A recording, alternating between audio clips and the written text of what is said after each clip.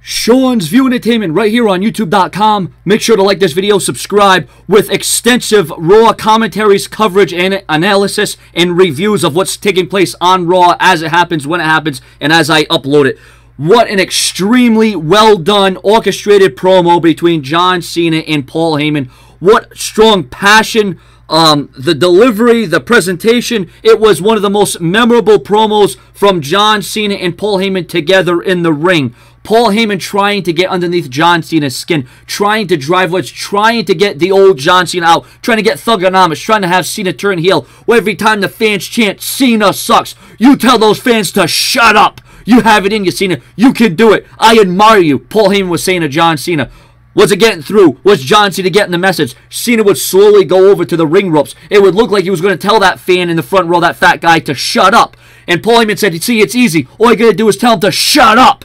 And John Cena was contemplating. John Cena was thinking. But were there doubts? Should Cena do it? Is John Cena going to let loose? Are we finally going to see John Cena snap? That's what Paul Heyman was trying to accomplish. And like I said, the diatribe, the words, the mic work was over the top. This was awesome. This was intense. This got my blood boiling. This was an intense promo. This really got you ready for Night of Champions. And this is without Brock Lesnar there. So can you imagine the feeling? Can you imagine the magnitude of what it's going to be like if Brock Lesnar is there, with Paul Heyman doing Brock Lesnar's dirty work, with Paul Heyman doing the mic work, and then you have John Cena to work off, and then you have the fans being as loud and boisterous as they can. This worked to a T. I don't care what you think about John Cena. I don't care what you have to say about John Cena. This was phenomenal work. Top of the notch. If this didn't get you going, if this didn't get you off your chair, off your couch, off your bed, there's something wrong. You don't have a heart. You don't have passion. You don't have the intelligence to know when the WWE is putting out great content, because this segment, this promo right here was great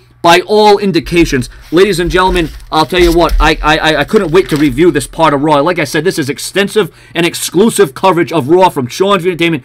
When it happens, as it happens, it doesn't matter if it's a match, a promo, an in-ring segment, or something like we got between John Cena and Paul Heyman.